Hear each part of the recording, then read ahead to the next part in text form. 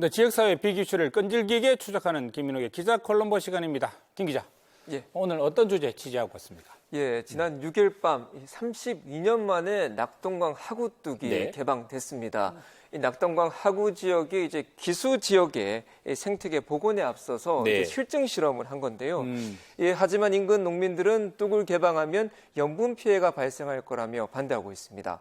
예, 오늘은 낙동강 하구 개방을 둘러싼 공방을 집중적으로 들여다보려고 합니다. 먼저 낙동강 하구뚝 조성부터 수문 개방까지의 과정을 정리했습니다. 부산 사하구와 강서구를 잇는 낙동강 하구뚝입니다. 2.4km 구간에 15개 수문이 자리 잡고 있습니다. 지난 1987년 건설돼 하류 지역의 바닷물 유입을 막아 부울경 지역에 안정적인 생활, 농업, 공업 용수를 공급해왔습니다. 하지만 하구뚝 건설 이후 바닷물과 민물이 만나는 기수 지역이 황폐화되는 부작용이 발생했습니다. 지역 명물인 제첩과 장어가 잡히지 않는 등 생물 다양성이 사실상 실종됐습니다. 강의 흐름이 느려지면서 수질 오염도 가속화됐습니다. 못 들만지 몰랐지. 못 들만지 몰랐어. 지금 이래가지고.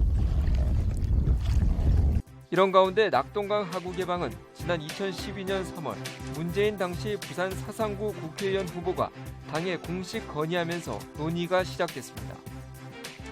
같은 해 7월 낙동강 하구 기수생태계 복원협의회도 발족했습니다. 이후 지난 2015년 9월에는 당시 서병수 부산시장이 2025년을 목표로 하구뚝 완전 개방을 선언했습니다. 이제는 지난 30여 년간 낙동강 하구뚝을 둘러싼 소모적인 논쟁을 끝을 내어야 할 때이며 그 중심에는 낙동강을 끼고 사는 부산 시민들이 중심이 되어야 합니다. 문재인 대통령 후보가 지난 2017년 4월 대선 공약으로 하구뚝 개방을 포함하면서 전국적인 관심 사안으로 떠올랐습니다. 같은 해 11월에는 부산시 환경부 등 5개 기관이 하구뚝 개방을 위한 용역 시행 협약을 맺고 본격 연구에 들어갔습니다. 그동안 하구뚝 운영 개선과 생태계 복원 연구에 관한 연구 용역이 실시됐습니다. 그러나 실제 개방 효과가 어느 정도인지 실증 실험은 단 한 건도 없었습니다. 이 때문에 환경부와 부산시 등 5개 기관이 지난 6일 낙동강 하구를 개방하면 어디까지 바닷물이 유입되는지 시험 개방을 통한 실증 실험을 하겠다고 나선 것입니다. 농민들이 우려하는 농작물 염분 피해를 실제로 확인해보겠다는 의미도 있습니다. 시범 개방이긴 했지만 32년 만에 처음으로 개방된 낙동강 하구뚝. 이번 조사를 통해 낙동강 하구뚝 전면 개방 결론이 날지 여부가 주목됩니다. 1987년이니까 정말 32년 만에 낙동강 하구뚝이 처음으로 네, 개방되네요. 그렇습니다. 그렇죠? 예. 이게 어떤 의미라고 봐야 될까요? 예, 이번에 이제 바닷물이 이제 강물 쪽으로 들어오는 밀물대 이번에 네. 이제 실험이 된 건데요. 네네. 다시 말해서 이 밀물대 수문을 여는 경우는 네. 하구뚝이 건설되고 32년 만에 처음 있는 일입니다. 명물대 처음 여는군요. 예, 사진 자료를 하나 준비를 했는데요. 네네. 제첩이 이제 수북히 쌓인 사진을 제가 하나 준비를 했는데 하나 보시겠습니다. 네. 예, 과거 낙동강 하구 지역에 지금 네. 화면이 지금 나오고 있죠. 저렇게 제첩이 수북히 쌓여 있습니다. 음. 그 당시에는 동네마다 뭐 네. 제첩국 사이서 뭐 이런 네. 소리도 끊이지 않았다고 합니다. 실증 실험 그럼 이게 구체적으로 어떻게 진행된 건가요? 예, 지난 6일 밤 10시 40분부터 40분 동안 진행이 됐는데요. 이 40분 동안 50만 톤의 물이 네. 이제 바닷물이 이제 강 쪽으로 들어온 거였습니다. 음. 이후에 새벽 1시부터 네. 다시 1,600만 톤의 담수를 네. 방류를 했습니다. 그러면 밀물대 수문을 열어서 바닷물이 강 쪽으로 역류에 들어왔다가 그리고 밀물이 그치면 다시 들어온 바닷물이 바다 쪽으로 다시 흘러나가도록 했다는 거네요. 예, 1,600만 톤을 다시 내보낸 거는 담수를 내보내서 이제 네. 그 농가 피해를 최소화하기 위한 장치였습니다. 네.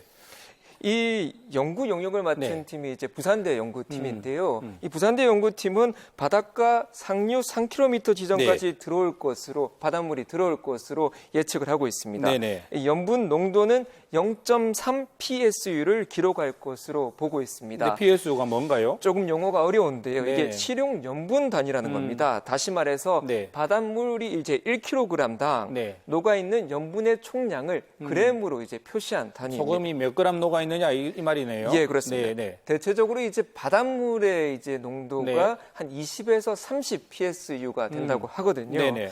그런데 이제 시뮬레이션 예상대로라면 이제 0.3 PSU가 되고요. 네네. 농업용수 기준은 0.5 PSU가 되니까 네. 농업용수 기준보다 낮기 때문에 네. 이제 문제가 없을 것으로 보고 있습니다.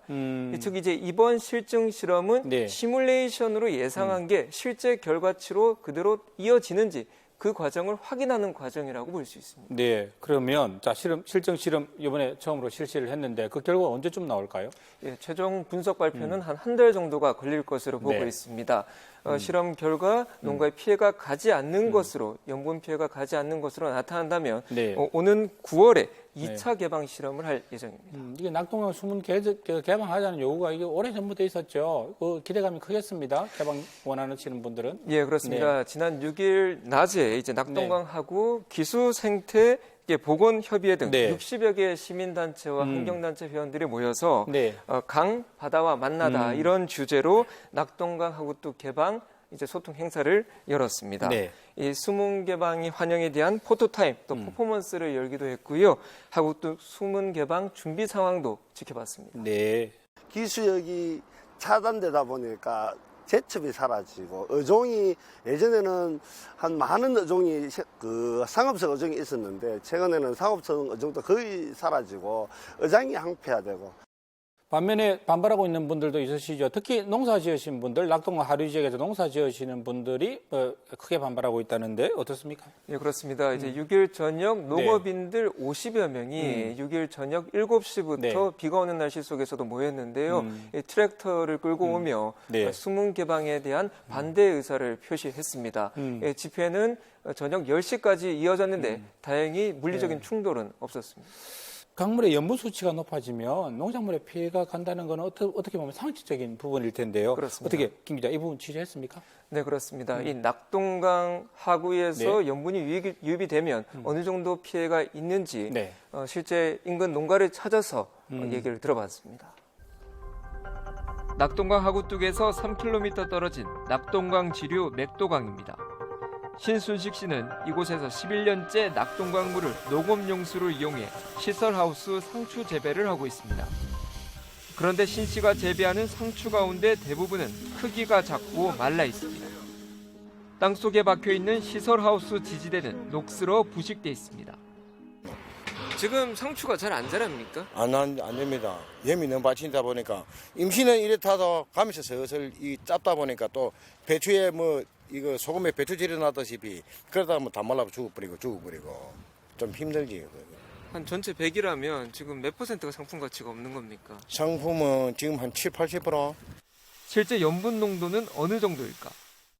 예, 시설하우스에서 사용하는 농업용수입니다. 이게 어느 정도 지금 염분이 있는지 한번 맛을 보겠습니다. 맛을 봤더니 짠맛이 느껴지는데요. 실제 어느 정도 염분이 있는지는 염분 측정기로 한번 측정해 보겠습니다. 0.18%, 즉 1.8 PSU입니다. 농업용수 1kg에 녹아있는 염분이 1.8g이라는 뜻입니다. 바닷물 염분 농도인 20에서 30 PSU에는 못 미치지만 농업용수 적정 수준인 0.5 PSU 기준보다는 3배를 넘습니다. 농민들은 지금도 염분 농도가 높은데 만약 낙동강 하구 수문이 개방되면 아예 농토 자체를 못 쓰게 될 것이라며 걱정하고 있습니다. 이게 염분이 받치 뭐 땅이 이게 염이 지하철 자꾸 이 염이 내려간다고 밑으로 내려가니까 이게 자꾸 쌓인다고 이게 염분이. 그러면 아예 농사를 못 짓는 거지. 낙동강변에서 농사를 짓는 강서 지역 농민들은 5,500가구 16,000여 명. 농민들은 이번 시범 개방이 아닌 전면 개방이 이루어지면 피해가 날 것이라며 대책을 요구하고 있습니다. 해수가 땅 밑으로 침투해가지고 피해를 주는 데 대한 대비가 충분히 세워놓고 개방을 하겠다고 하면 모르겠는데 그것도 아니고 개방부터 해가지고 피해를 보고 난 뒤에 대책을 세우겠다. 이건 말도 안 되는 소리다. 농민들 입장이 사실이라고 가정을 한다면 수십 년 동안 농사지었던 땅을 못 쓰게 된다는 이제 결론이 나올 텐데요. 예. 그 심정 이해가 안 가는 것도 아니죠, 그죠? 그렇다면 환경부나 부산시에서 이 부분에 대한 대책도 있어야겠죠. 예, 그렇습니다. 이 낙동강 하구 개방의 이제 가장 큰 이유는 이제 기수 생태계를 복원하고 네. 다시 재자연화한다는 데 의미가 있습니다. 네. 그러나 이제 실증 실험 결과 실제 피해 우려가 예상보다 많이 미친다면 대책을 세워야겠습니다.